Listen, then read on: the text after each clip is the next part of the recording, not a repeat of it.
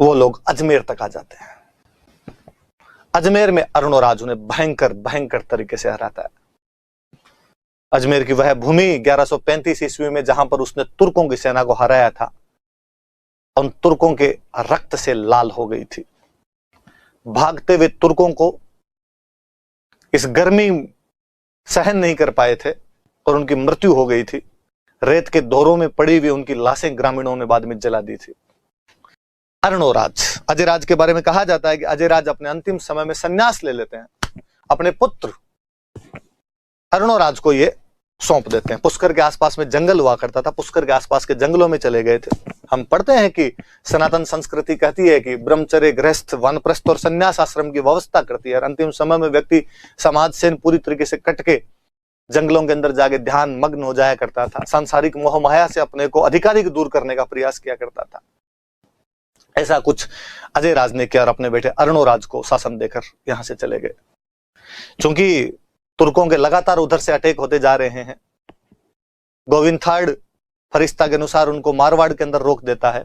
अजयराज उन गर्दन मतंगों को हराता है, पर वो भी हार मानने वाले कहां थे।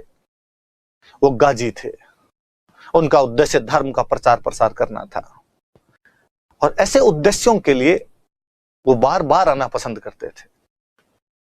एक बार फिर वो लोग अजमेर तक आ जाते हैं। अजमेर में अरुणोराज उन्हें भयंकर भयंकर तरीके से हराता है। अजमेर की वह भूमि 1135 ईस्वी में जहां पर उसने तुर्कों की सेना को हराया था, उन तुर्कों के रक्त से लाल हो गई थी। भागते हुए तुर्कों को इस गर्मी सहन नहीं कर पाए थे और उनकी मृत्यु हो गई थी। रेत के दौरों में पड़ी हुई उनकी लाशें ग्रामीणों ने बाद में जला दी थी। भयंकर रक्तपात वाला युद्ध हुआ था जब वो तुर्कों को हरा देता है 1135 में।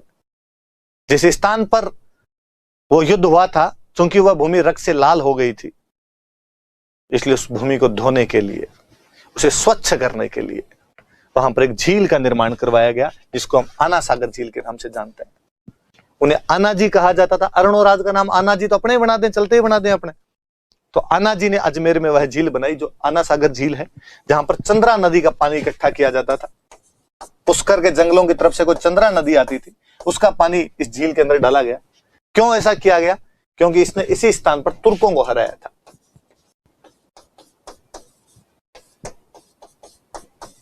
तुर्कों को हराने से वो भूमि ऐसा माना गया कि दूषित हो गई, इसलिए हम शुद्ध करेंगे इसको, धोएंगे इसको। तो उसने वहां पे झील का निर्माण करवा दिया था। एक चौहान शिव को अपना कुल देवता मानते थे, हर्षनाथ की पूजा किया करते थे, पर सेकुलर थे। इसलिए हम पढ़ते हैं कि वो पार्श्वनाथ मंदिर को भी सुवर्ण कलश का दान दे देते हैं और दिगंबरों और श्वेतंबरों के बीच होने वाले शास्त्रार्थ की भी अध्यक्षता कर लेते हैं। कुछ उसी प्रकार भगवान विष्णु के एक अवतार वराह, पुष्कर के अंदर वराह मंदिर का निर्माण करवाया था। मैं पहले भी ये बात बता चुका हूं कि गोहिल भी शिव के भक्त होने के बावजूद भगवान विष्णु के मंदिर भी बनवाते थे। हमने पढ़ा कि अल्लट ने आहड़ में वराह मंदिर का निर्माण करवाया था। कालांतर में कुंभा ने आदि वराह की उपाधि धारण कर ली थी। उसी प्रकार अरुणोराज पुष्कर में वराह मंदिर का निर्माण करता है। लेकाना सागर वराह टेम्पल भगवान विष्णु का एक अवतार है, वराह जो अवतार है। दो बातें, आगे बढ़ते हैं। मालवा एक बड़ा स्टेट हुआ करता था और इसने मालवा के राजा नरवर्मन को हराया था। याद रखना, पूछा हुआ क्वेश्चन है, दोबारा कोई पूछ लेगा कि मालवा के कौन से राजा को हराया था, तो इसने मालवा के कौन से राजा को हराया था, तो नरवर्मन नाम के मालवा के राजा को हराया था। इधर गुजरात बड़ा स्टेट आ जाया करता था। हमने पढ़ा मालवा और गुजरात, कारण भी थे, पैसे थे भाई इनके पास में। मालवा में एग्रीकल्चर बहुत अच्छी हुआ करती थी। अपने में जो बता रहा था कि 28 साल जमाना, 63 साल अकाल और 1 साल तो छपनीय काल जैसा काल पड़ता था। तो जो अकाल पड़ा करते थे, तो अपने वाले तो सारे जाते ही मालवा थे। आज भी पश्चिमी राजस्थान में वे लोग जिनके पास पशु हैं, उनके लिए मालवा का रास्ता पगडंडी है। वो तो शॉर्ट तरीके से आप अपने उन्हीं रास्तों से आज दिन तक जाते रहे हैं। तो इस वजह से गुजरात अरब सागर के तट पर बसा हुआ विदेशी व्यापार का मुख्य केंद्र था। जिसके पास व्यापार हाथ में होगा वह देश अपने आप प्रगति कर जाएगा। इसलिए गुजरात हमेशा प्रगतिशील हुआ करता था। गुजरात पर महान चालुक्यों का राज था और चालुक्यों के भी एक महान राजा इस समय राज कर रहे थे, सिद्धराज जयसिंह।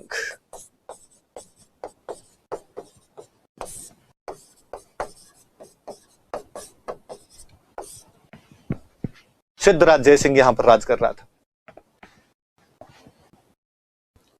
हराता है, सिद्धराज जयसिंह को हरा देता है और हराने के बाद में सिद्धराज जयसिंह संधि करता है इससे और अपनी बहन की शादी इसके साथ कर देता है, कांचन देवी।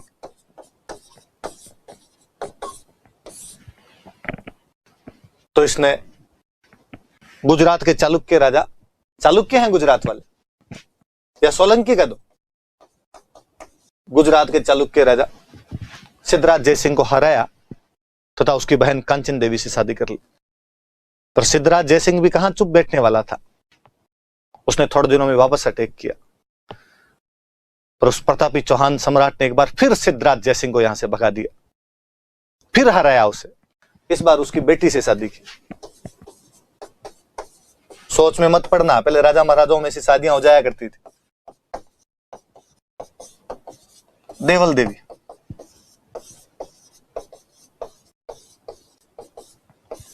हालांकि कई इतिहासकार कहते हैं कि नहीं भाई ये बात झूठी है, उसके देवल देवी नाम की तो कोई रानी थी नहीं, पर चूंकि अगली कहानी से जुड़ती है इसलिए हम पढ़ लेते हैं।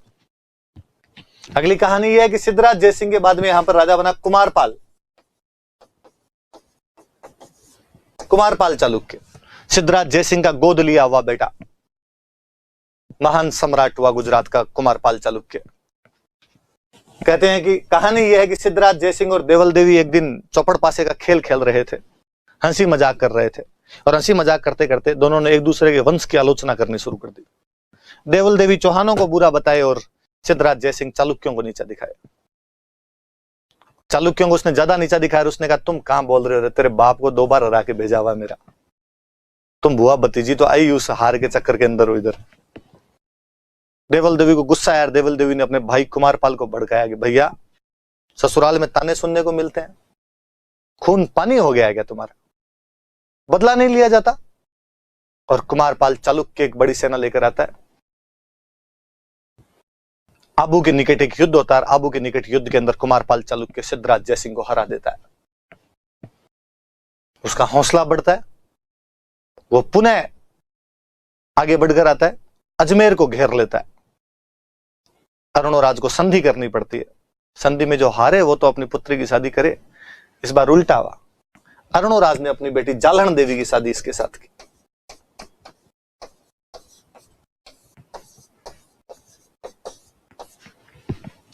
दो युद्ध सिद्धराज जयसिंह से, दोनों में अरुणोराज जीतता है। इनके अंदर सिद्धराज जयसिंह हारा है, सिद्धराज जयसिंह हारा है। एक बार अपनी बहन कांचन देवी की और एक बार अपनी बेटी देवल देवी की शादी करनी पड़ी उसे अरुणोराज के साथ में।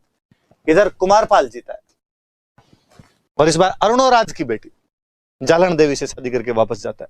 मैं इस कहानी को थोड़ा और आगे बढ़ाऊं तो इसी समय कुमारपाल चालुक्य अजमेर जीतने के बाद चित्तौड़ जाता है और चित्तौड़ में त्रिभुवन नारायण मंदिर का नाम बदलकर समिधेश्वर कर देता है, जिसके लिए हम पढ़ते हैं कि कालांतर में मोकल ने उसका पुनर्निर्माण करवाया था, इसलिए उसको मोकल जी का मंदिर भी कहा जाता है। या उसमें भगवान शिव की अद्भुत प्रतिमा होने के कारण उसे अद्भुत जी का मंदिर भी कहा जाता है।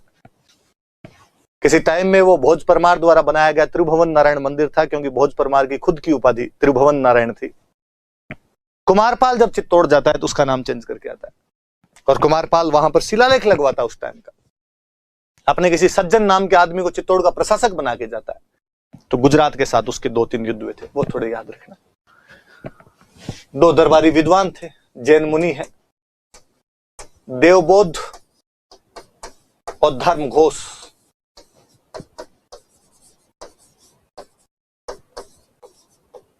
जैनों की खूब ही रखता था अरुणोराज भी, और जैनों की एक शाखा होती है खरतरगच्छ।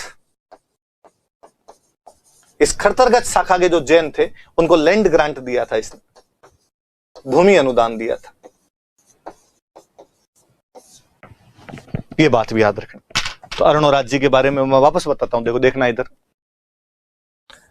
तुर्कों को हराने के बाद में 1135 ईस्वी में तुर्कों को जब हरा दिया तो उस स्थान पर आना सागर झील का निर्माण करवाया अजमेर में, और पुष्कर के जंगलों से आने वाली चंद्रा नदी का पानी रोककर उसमें डाला गया। पुष्कर में वराह मंदिर का निर्माण करवाया था, जो कि भगवान विष्णु का मंदिर है। मालवा के राजा नरवर्मन को हराया। गुजरात के राजा सिद्धराज जयसिंह को हराकर गुजरात की राजकुमारी कांचन देवी से विवाह किया। कालांतर में सिद्धराज जयसिंह को पुनः हराकर उसकी बेटी देवल देवी से शादी की। हालांकि कई इतिहासकार इसको सही नहीं मानते कि ऐसा कुछ हुआ था, पर बाद में वो कुमारपाल चालुक्य से हार गया था और उसे अपनी बेटी जालण देवी की शादी कुमारपाल चालुक्य से करनी पड़ी। कुमारपाल चालुक्य इस समय चित्तौड़ के अंदर गया था और भोज परमार द्वारा बनाए गए तिरुभुवन नारायण मंदिर का नाम बदलकर समिधेश्वर मंदिर कर देता है और वहां पर इस आशय का एक अभिलेख भी लगवाता है। ये इतनी बात है। और अरुणराज के दरबार में देवबोध और धर्मघोष जैसे विद्वान थे। खरतरगच्छ संप्रदाय के जो जैन होते हैं उसको उन्होंने लैंड ग्रांट दिया था या भूमि अनुदान दिया था। इतनी बातें आप याद रखना। ये बातें आगे वाली बातें हम कल पढ़ेंगे। Thank you.